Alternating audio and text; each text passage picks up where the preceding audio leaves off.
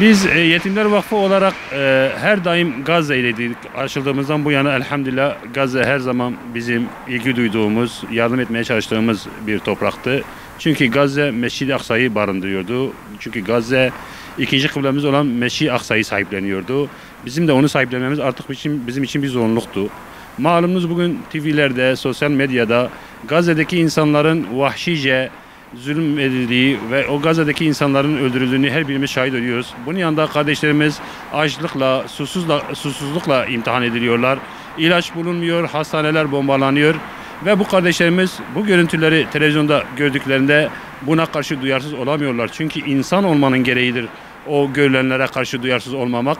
Ve kardeşlerimiz elhamdülillah çok şükür 7 Ekim'den bu yana mallarıyla, canlarıyla, dualarıyla Gazze'nin yanında olmak için çaba sarf ediyorlar. Bugün de bir kardeşimiz dün itibariyle telefon açtı.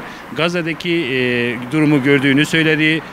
Bir şeyler yapabilmek istediğini söyledi ve elinde bir şeysi olmadığını ama bir motosikleti olduğunu ve o motosikletini de Gazze'ye bağışlamak istediğini, onu satıp parasını Gazze'ye göndermemizi istedi. Biz de Allah razı olsun bugün motosikletini bir arkadaşıyla bize gönderdi. Biz de o motoru teslim aldık. İnşallah Teala en yakın zamanda bu motoru Gazze'ye bağışlamak üzere inşallah Teala değerlendireceğiz ve sonradan bu motorun parasını inşallah Teala Gazze'ye göndereceğiz. Gerçekten buna duyarsız kalınmaz. Bugüne duyarsız kalınmaz. Gazze'lilere duyarsız kalınmaz. Çocuklara duyarsız kalınmaz. Rabbim bu duyarlılığı gösteren bütün kardeşlerimizden razı olsun inşallah.